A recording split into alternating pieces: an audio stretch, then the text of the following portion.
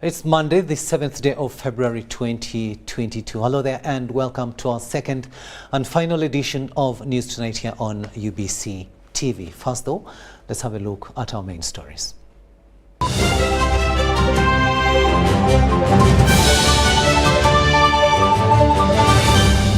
Brought to you by How to get points. Just use MTN to make calls, send SMS, load airtime, buy bundles, or pay for MTN subscription services. Everywhere you go, MTN. Now top stories tonight. Border leaders seek borders in police custody released unconditionally. Court dismisses Kakwenza's application seeking to quash charges against him. Police amends the bail application form. And in sports, Arua City to house a Confederation of African Football Standard Stadium.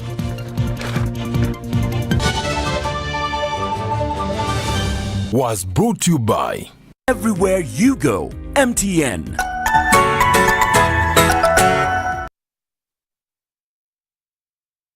Hello there and welcome once again. We are coming to you live, online and on air from Broadcast House here on Nile Avenue. On sign language, it is Elizabeth Nakakoni and I am Rukidi Edward Kijanangoma.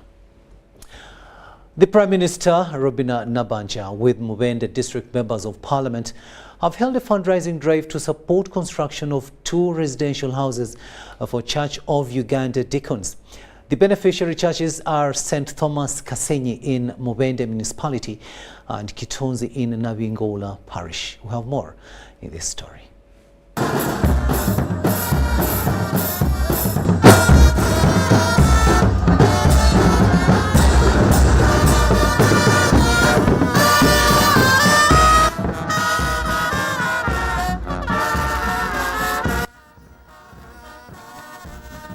Construction of the 2 residential houses for the deacons of St. Thomas Kasenyi and Chitonzi Parish in Mubende district received a boost from Prime Minister Robina Nabanja. She was supported by the area and Iala members of Parliament represented by Dennis Namara.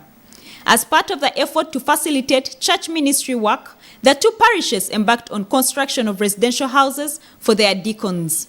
Construction works at St. Thomas Kasenyi is estimated to cost 370 million shillings, while Chitonzi Parish requires 83 million to be complete. Prime Minister Robina Nabanja contributed 15 million towards the completion of the housing project at St. Thomas Kasenyi and 15 million for Chitonzi Parish. She acknowledged the contribution from the church to national cohesion and development. The Deputy Speaker of Parliament also pledged a contribution of 10 million and the 4 Uganda's Iala MPs represented by Dennis Namara each contributed 1 million.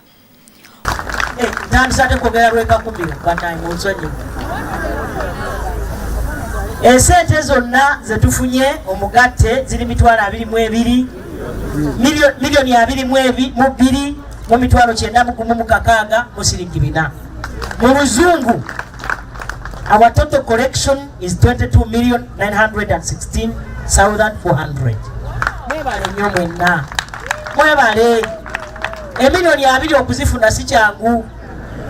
Ate waliwo zino ezitali za buli milioni 5 eza Nabanja ne milioni 1 eya West Africa Odongo. Zonna wamu omugatte zonna wamu tufuna milioni 28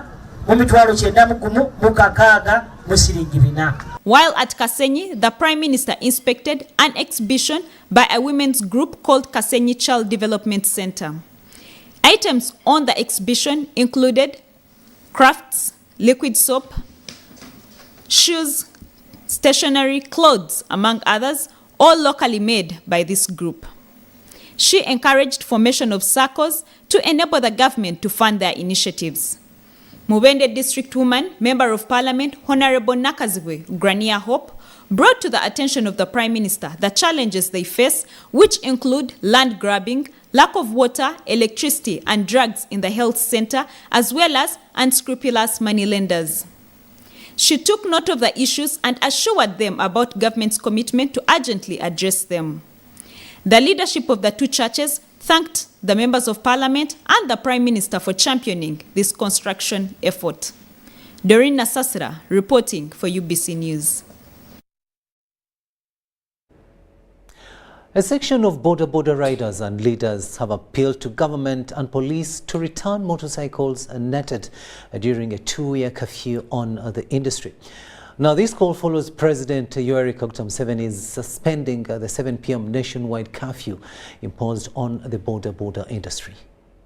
I will thank the President of Uganda, His Excellency Yoweri Kaguta Museveni. We're very, very excited. We're extremely excited. After President Yoweri Kaguta Museveni's Sunday suspension of border curfew, border operators have welcomed the government decision. This victory is for every Ugandan, that now our brothers, our sisters, members of the border community can directly make contribution towards the betterment of this country. We appreciate and thank you, His Excellency the President. You're our friend, you've always been with us. We thank you for listening to our outcry, and we thank you for giving us opportunity to serve this country. Leaders and riders say the 2-year curfew affected the industry. Naye tubadde tetukyakola ekyamazima n'abaana baffe badde tebannaba kudda ku masomero abamu. We've been in curfew for over 2.5 years. By this time, we've started working. I'll have to thank him for that. These borders were so much suffering with loans that they are taken actually even post-COVID or during the COVID time. And these are loans of school fees, these are loans of motorbikes and stuff like that. Today we are in a state where we can say, you know what, we can get back to work and we'll be able to meet our responsibilities. The President's amnesty has been widely welcomed. Riders still decry fuel prices. Kuba amafuta we tubadde tuyiwa mu lita y'amafuta ne tukola 15,000 katugenda tandika ate kukola 3,000. Kitegeeza naffe tuongeremuko kasente. Of course, as you know, the fuel has heightened. Of course, we shall have to increase on the price because during those days we could buy a fuel of 5,000 and you could get some good money. But this time, when you buy fuel of 5,000, for sure we don't get anything from that 5,000. So I think for the price we shall have to increase on it. The fate of motorcycles impounded by police is also a matter which the industry holders want government attention. Kusaba President otwongereyo amnesty piki zaffe ezo bazituddize kuba mu mateeka ga traffic oba mu EPS express penalty scheme temuliimu fine ya curfew. We have moved around Kampala. This I'm talking about Kampala. We have seen a lot of our bikes rotting in Wandegear, a lot of our bikes rotting in CPS. We have seen a lot of our bikes in Jinja Road. We have seen a lot of our bikes in Kil Road, in Kabalagala, and in all the stations across the country. So we really ask you to give a directive, or Mr. Enanga and the IGP, please give us our bikes. Give us back our bike so we can go back to work.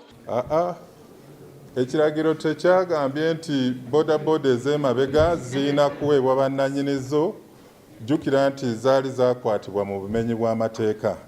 So balina okugenda mu maaso okulaba nga basasula fine. Police is, however, cautioning members of the public during night hours. When you are traveling on a border, please ensure the rider follows the route that you are conversant. The suspension of border curfew now ends the COVID-19 lockdown measures which have been imposed on 2 different businesses. Robert Nyango, UBC News.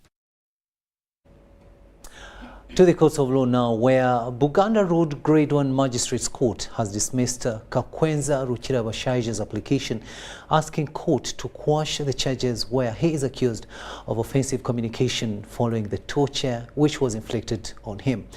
According to the presiding magistrate, Douglas Singiza, Kakwenza's application had no concrete grounds on which the charges against him could be dismissed. However, prosecution informed court that they are ready to proceed with the hearing of the case.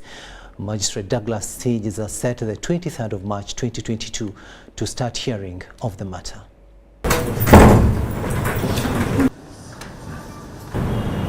Very clearly, all medical reports and records suggest that whatever medical condition the accused person may have suffered from can sufficiently be handled in one of our numerous medical facilities in this country. 2, I've also perused the charge sheet and the stated particulars. Having addressed myself to the provisions in the law regarding the framing of charges, it seems to be that the test is whether the information provided in a charge sheet is sufficiently clear and reasonably clear to enable an accused person to respond to the allegations therein. I find that on the whole there is sufficient information in the charge sheet with reasonable details from the given to the accused person. I therefore find no prejudice may be suffered in the present form of the charge sheet. I therefore decline to grant all the prayers made by the counsel for the accused person, and instead that this court, this case be urgently fixed to be heard on a day-to-day hearing. Feelings are bitter because it jeopardizes the chances of our client to fight for his life and his. Since we started looking for him, they have been hiding him. Since we started trying to expose his torture, they have been fighting it. So this is the latest attempt to shield. We are going to legally challenge this. We know how to legally challenge it in a high court. We are going to do that tomorrow.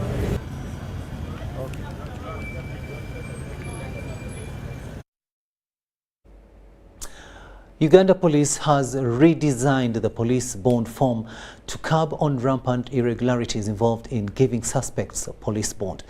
Police spokesperson Fred Enanga, while addressing the police weekly brief, said the move aims to fight corruption among the officers and streamline the process of acquiring a police bond. We have more in this story. Police bond should be free for any suspects, though in most cases it is determined by the officers in charge of different police stations. The powers of police officers in charge of police bonds sometimes tempt them into monetizing police bonds. There's an inserted watermark stating police bond is free. The watermark is very clear, like you'll be able to see. We strongly believe the new form will empower the public to resist extortionist demands for payment of bond. Redesigning of Police Form 18, which grants a suspect leave from cells, will control corruption among errant officers. Issued always attract significant public interest due to concerns of misuse, bribery and extortion, which has an impact on the reputation of the police force. Special features on the new look of the police bond details how to give a bond to suspects and how easily it can be traced by supervisors. It will enable management fast-track a specific police bond issued to a station, a district, because each police bond has a serial number. This serial number here will help us to track the station, the district, the police post, which has issued that police bond. The amended police bond is piloted in 20 districts, and the assessment exercise is being facilitated by Justice Law and Order Sector for the consultative review. So the new form will be rolled out after an effective and successful pilot study in the 20 districts. The 20 districts. The Department of Land Protection Unit at the Directorate of Crime Intelligence has cautioned the public about legal notice number 2, which can guide on the eviction process. This comes amidst public outcry of being evicted illegally. You don't evict without a warrant. A judgment, a court order does not evict. You must evict with a warrant, an eviction warrant. Territorial Land Protection Unit commanders are advised to always seek guidance from the Directorate before actualizing any form of eviction. Police is investigating a bailiff identified as Nsubuga David of Dublin's associated agencies, who without any order proceeded to a certain land in Kampala to carry out an eviction on mere court judgments and interim orders which are not warrants. Moreover, the documents were not bearing the exact. Police is investigating the manner in which authority councillors were handled while transferring them to Buganda Road Court last week. Fred Enanga says some officers manhandled the elected leaders and the video previewing is being done for an appropriate action against those officers. There were disturbing pictures, of course, when you looked at the manner in which one of the councillors was being handled. But it is something that, of course, requires a bit of investigation and review that is being done. In last week's traffic report, police reported 372 accidents involving 388 victims and claimed 66 lives.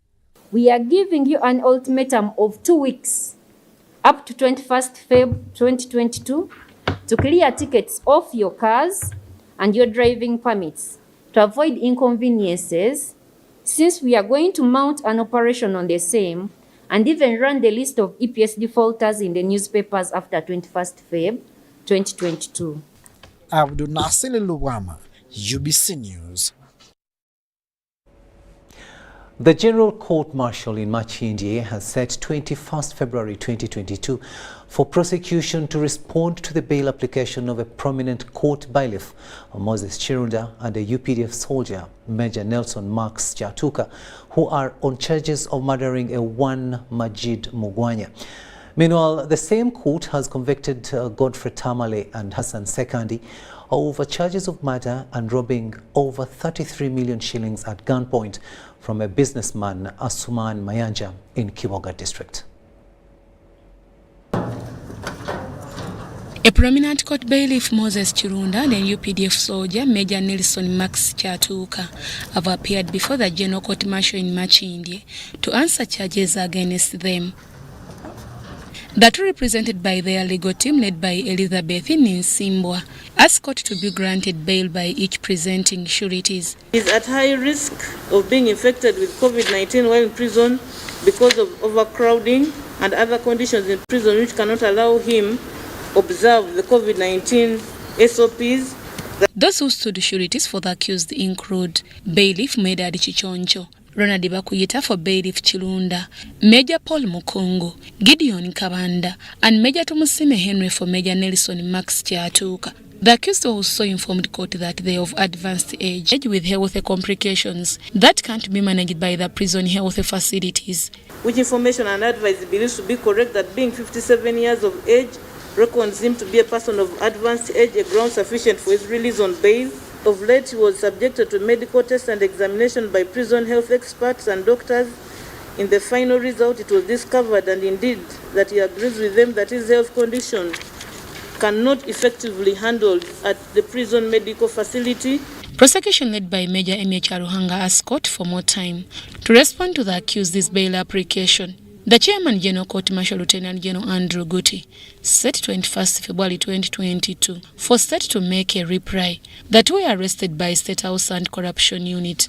Bailiff Moses Chirunda was later remanded to Chitaria Government Prison and Major Nelson Max Chatuka to Makindye Barracks detention. The same court also convicted Godfrey Tamale and Hassan Sekandi over charges of murdering Ashraf Atugonza and robbing over 33 million on a gunpoint from a businessman Asuman Mayanja in Kiboga district. Hassan Ngobi Sechide was not found guilty of murder. This court finds that A1 Tamale Godfrey, who accepted the request of the deceased to finish him off well, knowing that the act was unlawful, his actions constituted a malice for assault. The evidence of prosecution witness 3, prosecution witness 4 show Atugonza Ashraf died, and the death was due to unlawful act. This court finds Tamale Godfrey guilty of the offense of murder, contrary to Section 188 and 189 of the Penal Code Act. Lieutenant General Andrew Guti has adjourned the matter to 15th February 2022. Prosecution alleges that on 12th December 2018, Godfrey Tamale and Hassan Sekandi robbed Mayanja Asuman 33 million while at Chijojolo village, Kiboga district, and also caused the death of Ashraf Atugonza. Deborah Namamonde, Nantongo Rebecca, UBC News. Chief Justice Owinye Dolo has rallied Ugandans to embrace the legacy of the late Father Simon Lokodo, who died last week. The former State Minister for Ethics and Integrity is well known for standing against cultural imperialism and all sorts of immorality. Justice Dolo was the chief mourner at Christ the King Church in Kampala during the last funeral service to remember the late Father Simon Lokodo. Members of the Leadership Code Tribunal have pledged to name a library after the deceased.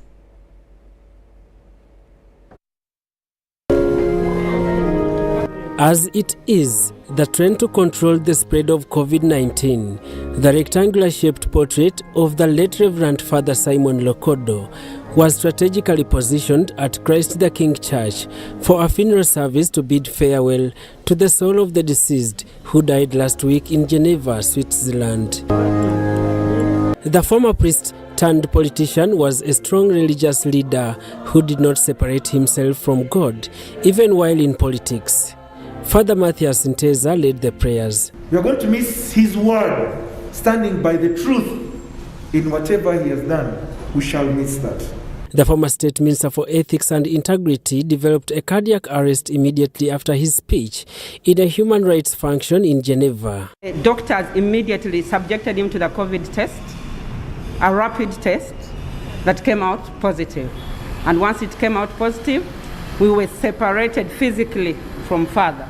The major contributions of the late Father Lokodo, including the fight against homosexuality and all kinds of immorality, cannot go unnoticed. But Father Lokodo did not fear. I remember in the cabinet, he would take it on, whether it is nyege, whether it is what, he would say, no, we shouldn't allow this in our country. Karamoja, we are so few, that when we lose someone like this, we really feel, as the Karamojong say,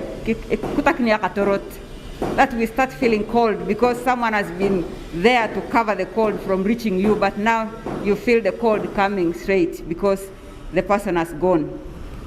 At the time of his death, Father Lokodo was a member of the Uganda Human Rights Commission, a position he acquired after he left cabinet in 2021. He spearheaded and championed the visiting of prisons. He spearheaded the visiting of Kakwenza when the world was trying to look for this gentleman. This morning we resolved as a tribunal that we shall have a library that will be named after him because we want to immortalize him. The Chief Justice, Owinye Dolo, was the chief mourner who rallied the congregation to embrace the legacy of the late Father Lokodo. Fighting corruption is really more than 1,000 deeds. It's more than 1,000 things, and yet God was prepared to forgive for 10. I believe that people like Honorable Simon Lokodo are candidates for heaven. I don't know what else he did, but they are candidates for heaven. Born in 1957, the late Father Lokodo will be buried on Tuesday, 8th February 2022 in Kabong District. Daniel Mugoya and Sebira Andrew, UBC News. Meanwhile, President Yoweri Kaguta Museveni has directed that the fallen paramount chief of Teso Cultural Union, His Highness Augustine Lemukol, be accorded an official burial. In a statement presented by State Minister for Disability Affairs Asamo Helen at Uganda Media Center, a committee chaired by Prime Minister Robina Nabanja has been constituted for the task. The paramount chief of Teso Cultural Union died at Mulago National Referral Hospital on Saturday, the 5th of February 2022. Government will accord an official burial to fallen paramount chief of Teso Cultural Union, Augustine Lemukol Osban Papa Iteso. A committee headed by the Prime Minister Robina Nabanja has been instituted for the task. The committee on Sunday held its first meeting, chaired by the Permanent Secretary, Minister of Public Service, in collaboration with the Minister of Gender, Labour and Social Development, and thereafter dispatched a delegation that met with the family and the Teso Cultural Institution leadership in Entebbe on putting together a befitting funeral arrangement. State Minister for Disability Affairs, Helen Asamo, hailed the fallen chief's commitment to national development. In the icon for peace, unity, and development, as exhibited by his unwavering efforts to drive the development agenda in Teso. The late Paramount Chief was described a promoter of unity and development in Teso. Has been a symbol of unity in Teso. That's why Teso has no many problems related to culture. And anyone who has not been involved in any controversy, whether religious, whether political, he stood his grounds and concentrated mainly on cultural issues. The cultural leader's contribution to humanity was global. Under the leadership of government, we shall be following closely and supporting and doing everything possible that will lead us to give Papa a befitting welcome, a befitting send-off. The Paramount Chief of Teso Culture died on Saturday, 5th February 2022 at Mulago National Referral Hospital and is expected to be buried next week. Jane Ramcha, reporting for UBC News. Makero University administration has vowed to ignore students' demands.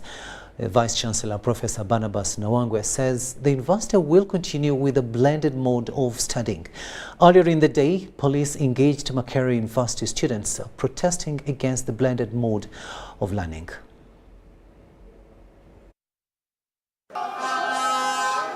Police has advised Makero University management to engage the students' body to avoid clashes.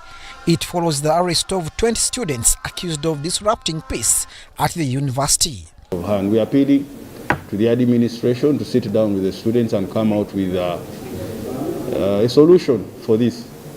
However, the university administration has maintained the blended mode of studying as it works on the roadmap to reopen face-to-face lectures. We negotiated with the service providers so that students who use the Mwele platform are not charged. Unfortunately, where they may have to do a Zoom meeting and so on, then they may have to buy data. Students complain that the blended mode of learning affects their performance. More pressed. I'm affected actually. I haven't seen my marks since last year, some of my marks. And now I'm going to the next class. How will I be able now to balance all this? I may be having some retake somewhere. But Professor Nawangwe told journalists at Makero University that nobody would disrupt the environment of the university with impunity. They engaged in other acts of hooliganism, shouting, running around shouting. I have suspended the 12 of those students who are identified, and I will suspend all the others once they are identified. Abdul Nasir Lubwama and David Asimoy for UBC News. The Fisheries Protection Unit in Kasese has disposed of over 4 tons of immature Nile perch fish impounded near the Ugandan border with the Democratic Republic of Congo.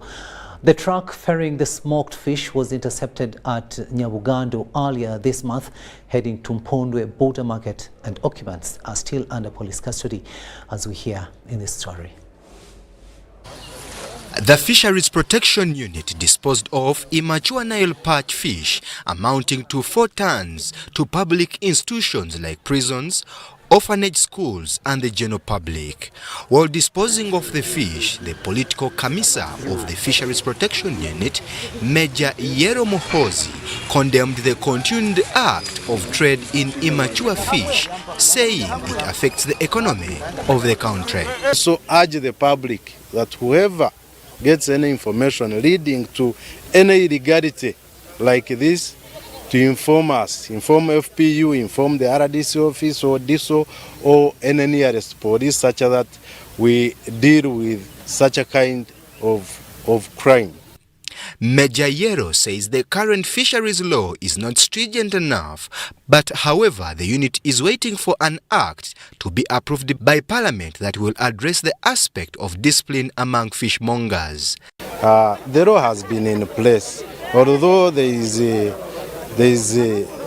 an amendment that was tabled in Parliament. It's pending, I think, approval, but it will also help us to tighten on the other previous rules to ensure that this vice of fishing immature is curbed. The Kasese Resident District Commissioner, Lieutenant Joe Walusimbi, commended the work done by the Fisheries Department in Kasese in curbing illegal fishing activities. Tumwine Brian Biaruhanga, UBC News. The Inspectorate of Government will utilize its ICT section to reduce trips made during investigations by its officers by using artificial intelligence. This was disclosed during a meeting by Inspectorate of Government officials on the use of information, communication and technology to curb corruption. The Inspectorate of Government will upgrade the Information Technology section to minimize the workload of officers. The Inspector General of Government, Betty Olive Namisango, says Inspectorate of Government officers will be getting information without going to the field. So we are here to improve the efficiency and effectiveness of IG staff in accessing information by synergizing with other government departments and also improving our own IC system so that you can sit on your desk and get all the information you want on the click of a button or touch of a screen instead of asking for fuel and per diem and lunch allowance to go to the bank, to go to the field. You can actually sit on your desk and get all the information. The information technology system will store and make declarations easy, facilitate investigations on complaints related to illicit enrichment received from the public. The need of a document analysis machine and training of more handwriting experts for forensics has been identified. Quite expensive and costs about 700 million Uganda shillings on the open market. And as the head ICT mentioned, we had our own person who was in charge of the forensic lab. Unfortunately, he went away. So right now we don't have any person who is permanently in the lab. The Executive Director, Financial Intelligence Authority, Sydney Asubo, seeks to build strategic partnerships with key stakeholders. Sudat Kai, UBC News. Newly appointed Defence Spokesperson, Brigadier General Felix Kulaije, says Mountain Elgon Sub-Region has a reason to celebrate Tarehe Sita for their role in the NRA-NRM struggle. General Kulaije was speaking to UBC at Maluku Playgrounds in Mbale City. Mbale district and different parts of Mountain Elgon hosted General Yoweri Kaguta Museveni's comrades during the struggle against former regimes. It also sheltered part of the NRA comrades before the attack on Kabamba. Succeeded because we did what the people wanted us to do. We are agents of change for the change which the people wanted. If we had wanted to do what the people did not want, we would never have succeeded. It would have been a big problem. Available literature shows that the attack on Kabamba was the second phase of the struggle. Actually, Elgon reminds us the beginning of this phase of the struggle. Fronasa started in Elgon region with the likes of Mambe Mukwana, with the likes of Lomongin and President Museveni. And we are lucky, the two are still alive, President Museveni and Magode Ikuya. So we came back, that's why we are calling it retracing the steps of the post-struggle. We came here to retrace the beginning of this phase.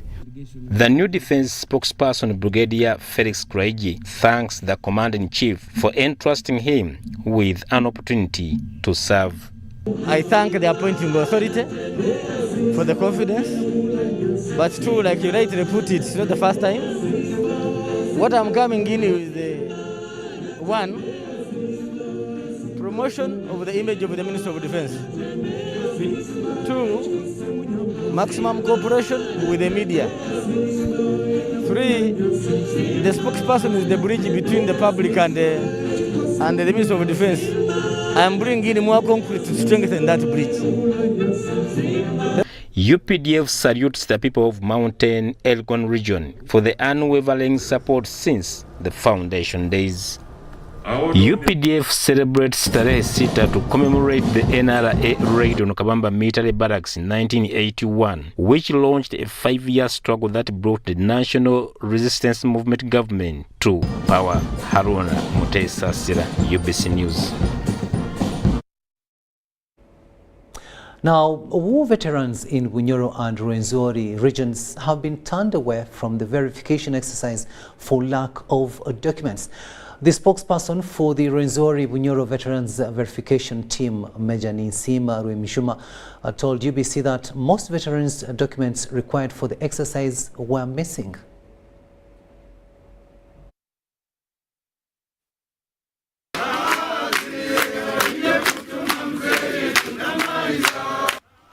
The Veterans Verification Team faced a setback after a good number of veterans lacked discharge books, national identity cards, and bank statements. Others were found with mismatching documents. The spokesperson for Rwenzori Bunyoro Veterans Verification Team, Major Ninsima Rwemishuma, told the media at Chikube District Headquarters that during the exercise, some deserters who had also turned up for the verification were arrested. Deserters n'obo kudisigayizinga muniki mu veterans. So ibigambo bimwe tukwenko kuba kubigamba ngo they are stranded kureka bamwe bakadesertinga bokuteka ngo nibafuna basimukamba bafuna sentezo. Head of verification, Lieutenant Eddie Bayingana, says the exercise will verify all eligible beneficiaries on the military pension payroll.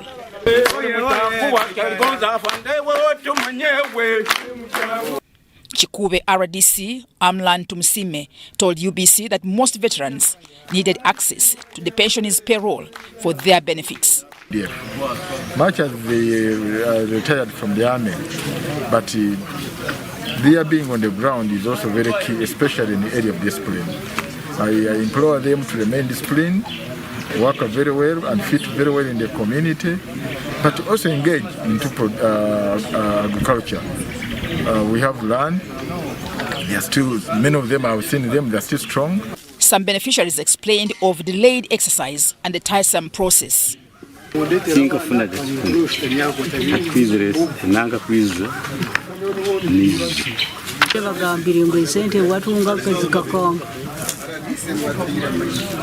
Kandi mu biro byenyuma ebyo mu December mbune papura tukabijuza.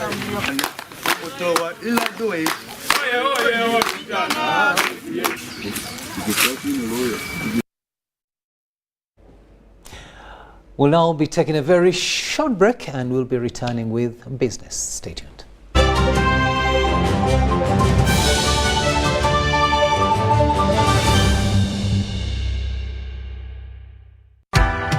MBs are now bigger MBs only on MTN. When you load a daily bundle of 250 shillings, you no longer get 15 MBs, you get 25 MBs. For 500 shillings, you no longer get 40 MBs, you get 65 MBs. For 1,000 shillings, it's no longer 100 MBs, it's 165 MBs. Dial *150 *10# or use the My MTN app to load bigger daily bundles only on MTN.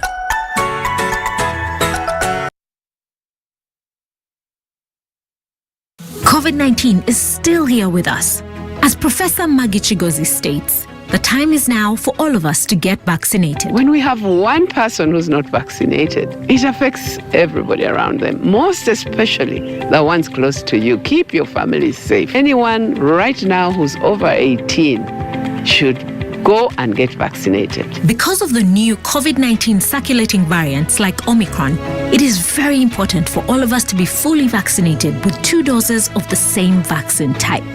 It's only those getting Johnson & Johnson who receive only a single dose to be fully protected. Even after vaccination, continue to adhere to all SOPs by wearing a mask properly, covering your mouth and nose, washing your hands regularly with soap and clean water, or using an alcohol-based sanitizer, maintaining physical distance of at least 2 meters from others, and avoiding crowds. Echa COVID-19, chija kugwa. This message is from the Ministry of Health with support from UNICEF and partners. Start the year off with My Airtel 4G smartphone. You get to enjoy free 1 GB data valid for a month and 100% bonus data every month for 3 months at only 250,000 Uganda shillings. This includes free data spread over 3 months worth 86,500 Uganda shillings, making the effective price of the 4G phone 163,500 Uganda shillings only. Visit the nearest Airtel shop and get one today. Airtel, the smartphone network. Raising voices. As a teacher, I have the opportunity to shape how children grow and learn. I believe in creating a non-violent school where children feel safe and respected. I promise to lead by example and create a different kind of relationship with my learners, one that helps them grow. In this time of COVID, what is your promise to the children of Uganda? Because a violence-free childhood is everyone's right. Raising voices. Enjoy convenience today with Airtel Money School Pay.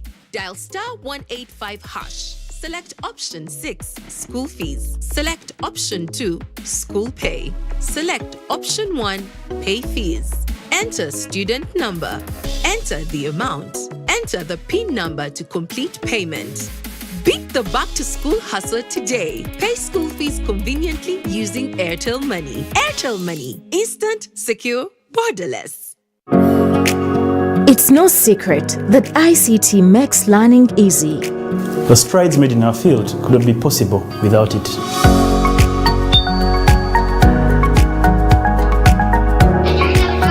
And now we can watch our favorite shows. My radio is my best friend. UCC provides an enabling regulatory environment and policy guidance for healthy competition.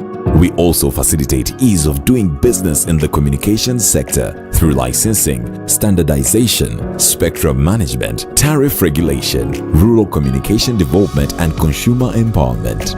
An informed consumer is an empowered consumer. UCC supports local content and innovations. Driving the development of a robust communication sector in Uganda is Uganda Communications Commission. MBs are now bigger MBs only on MTN. When you load a daily band of 250 shillings, you no longer get 15 MBs, you get 25 MBs. For 500 shillings, you no longer get 40 MBs, you get 65 MBs. For 1,000 shillings, it's no longer 100 MBs, it's 165 MBs. Dial *150*10# or use the My MTN app to load bigger daily bundles only on MTN.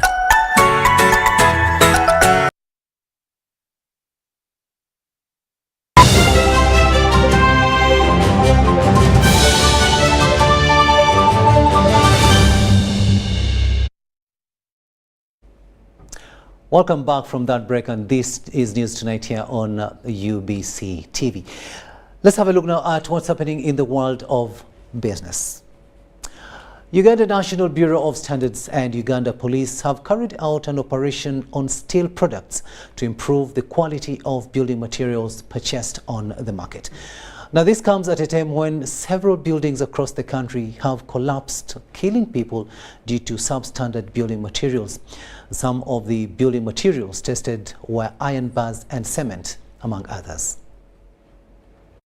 The operation is really looking at the quality of the construction products on the market, with a specific emphasis on the steel products. And when we talk of steel products, we include the reinforcement bars. We are looking at the chain links. We are looking at the whole sections. We are looking at the nails. We are looking at iron sheets as well as cement. And this is a follow-up enforcement activity on our earlier enforcement and enforcement activity on the construction materials that happened last year in December, where we came across a number of non-complying products that are not in line with the requirements of the UNBS standards. So after impounding those products, we had a dialogue with the manufacturers and the dealers through the Association for the Steel Sector Manufacturers, as well as the Association for the Hardware Dealers. And we agreed on a number of issues, but very important was the issue of the recalling of the non-complying products from the markets by the manufacturers. And this is meant to protect the consumers, the public, especially amidst the reports that we've been getting on collapsing buildings where we've lost lives and property. So as a standards regulator, we are trying to make sure that this is addressed once and for all.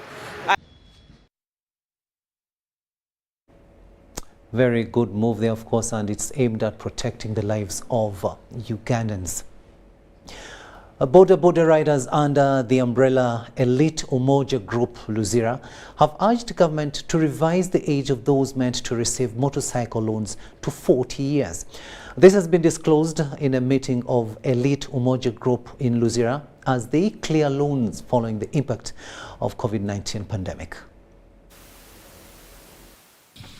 Elite Umoja Group started in 2017 with 17 members and has over 700 youth in the border business. The chairperson Umoja Group Luzira, Luanga Medi, appealed to government to revise the age of beneficiaries of border loans. Nange sikkirizibwa kufuna loan eyo kuba emyaka 35 ngikola ki wabula nsaba gavumenti eveeyo tuyambe naffe abakuliridde mu myaka naffe tuleetereyo ka loan akasobola okutuyamba ate ngaffe abaana abanoonya akalulu nga tuvuga sitiika zino tuveeyo tufiibweko kuba tulekeddwa nnyo emabega naffe gavumenti eveeyo tulowoozeeko abaana abanoonyeza ddala akalulu. The COVID-19 pandemic affected the border business with many impounded motorcycles still held at police stations which authorities should surrender without expenses. Ebintu bye tukola nga byetaaga okukwatirwako kati nga okulunda enkoko nga okulunda ebyennyanja twetaaga ssente kukulunda ebyennyanja nga olusi ebyennyanja bituteeka mu nnyanja ebisolo bibirya n'emisota giyingira mu gundi ne girya ebyennyanja enkoko emmere ya bbeeyi nnyo eri waggulu nnyo twetaaga emmere gavumenti etusizeeko emmere eyo wansi. Sudat Kaye, UBC News. Let's now take a very short break, and when we return we'll look at international news. Stay with us.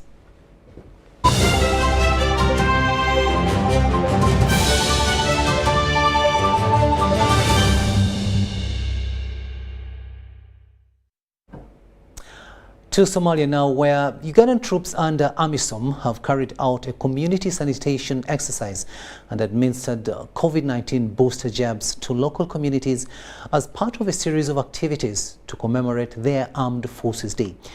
The day, also known as Tarehe Sita, is marked every 6th of February to remember the day the National Resistance Army, NRA, launched an armed struggle to end misrule in Uganda.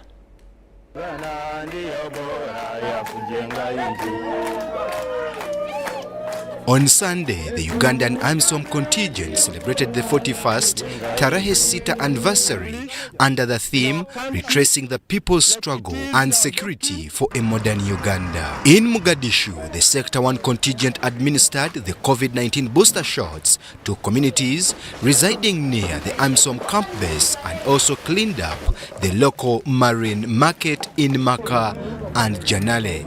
The exercise was led by the Ugandan AMISOM contingent commander, Brigadier General Keith Katunji. Prior to 6, we spend a whole week conducting activities that impact on people. And that's why yesterday you saw us cleaning the ocean line, and today we are in marine market trying to clean, and also forward operating bases are also doing the same. Within the confines of within the limits of insecurity and COVID SOPs, we still had to go ahead and conduct some of these civil military cooperation activities. Brigadier General Katunji noted that being able to celebrate Tarehe Sita in Somalia together with the local community has significance. You can never liberate people unless you involve them. Unless our operations are all aligned to the people's needs, the people's struggle, the people's need to liberate themselves from misrule, then you'll be disconnected from their mindset. He held a meeting with members of the local business community and briefed them on the AMISOM mission mandate, among others. Tumwine Brand Ruhanga, UBC News.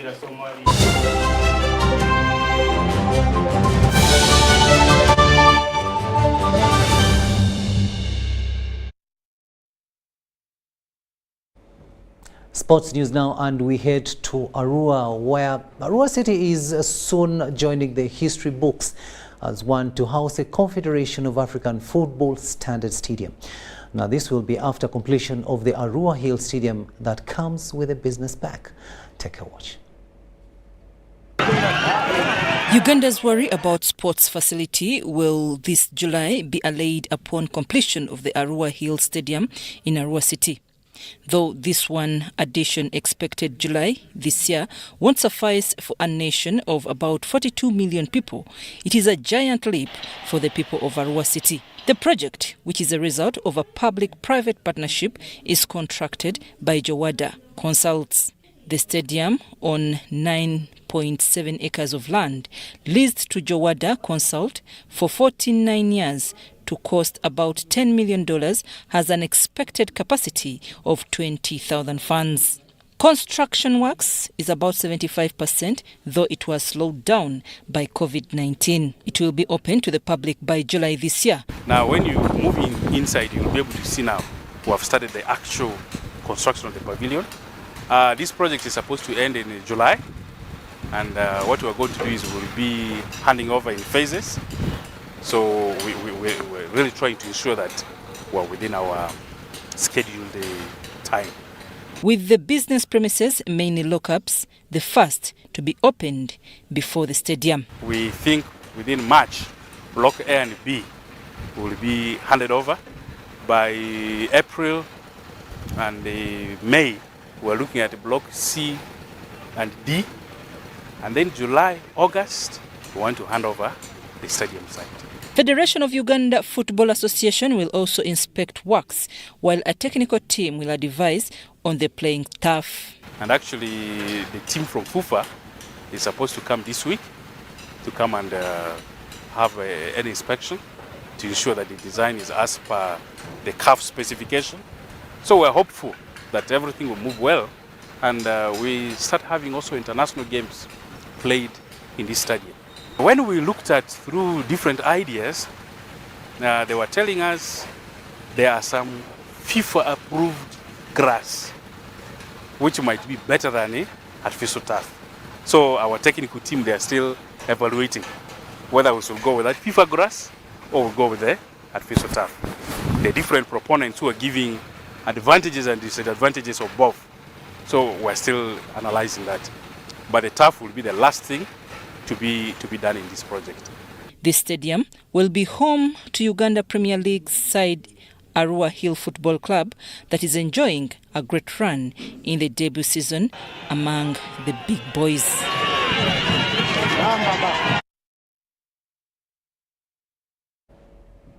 Good development there in Arua City as far as football is concerned. Now, before we leave you, let's have a reminder of our top stories.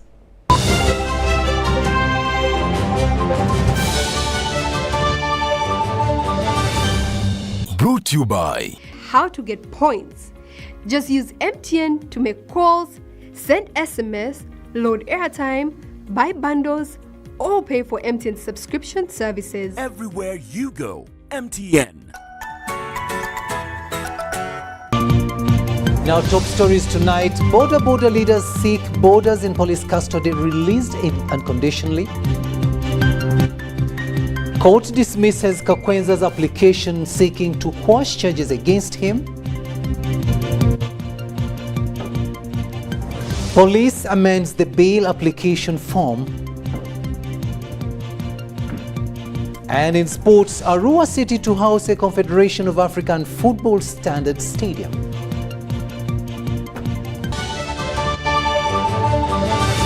Was brought to you by Everywhere You Go, MTN. And that's all we had time for. Thank you so much for having kept us company. On sign language, it has been Elizabeth Nakakoni and I am Rukidi Edward Kijana. But we are going to leave you with the weather forecast for tomorrow with Juliet Alitubera. Hello, good evening. Welcome to today's weather report. I'm Alitubera Juliet. Hazy, dry and dusty conditions are being experienced in most parts of the country, though the southern sector has been cloudy for today, and these are high clouds, which clouds do not actually give us precipitation. From the satellite image taken over Africa, it indicates that we are still receiving those dry winds from Arabian deserts towards our country, contributing to the hazy conditions because these winds are carrying a lot of dust. And also the dryness is still continuing in our country. For tomorrow morning, we are expecting sunny intervals in most parts of Uganda. Later in the afternoon, we are expecting a pickup of very light showers for a few areas around Lake Victoria Basin. The rest of the country will still hold on to sunny intervals. The maximum temperatures are expected to rise to 32 degrees centigrade. That's really warm. And for the north, we shall have a maximum of 31 degrees centigrade. Around the lake, we shall have 28. For Kampala, 27. Kabale Highlands, we are expecting a maximum of 23 degrees. And for Kasese, a maximum of 31 degrees is expected.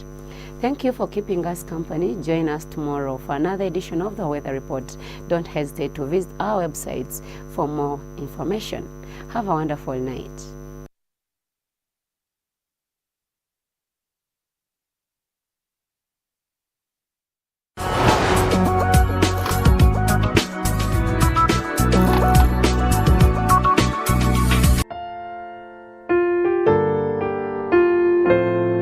The Deputy Speaker of Parliament has learnt with profound shock of the demise of the Iteso Paramount Chief, His Highness Papa Emorimor Augustine Osubanle Mokol, which occurred on Saturday 5th February 2022 at Mulago National Referral Hospital. Papa Emorimor has been a symbol of identity and unity in Teso, and he will be dearly missed. I thank the President of the Republic of Uganda, His Excellency General Yoweri Tibuhaburwa Museveni, for according Papa Emorimor an official burial. I also thank the medical team and the family who managed to nurse Papa Emorimor until the time of his death. I pay tribute to Papa Emorimor for his dedicated service to the people of Teso and Uganda, and I appeal to the Iteso and Ugandans to always uphold Papa Emorimor's legacy of unity and peace as we celebrate a life well lived. Government is working closely with the family to ensure that he is accorded a befitting send-off. Burial details will be communicated later. May his soul rest in eternal peace. Anita Mong, Deputy Speaker of Parliament.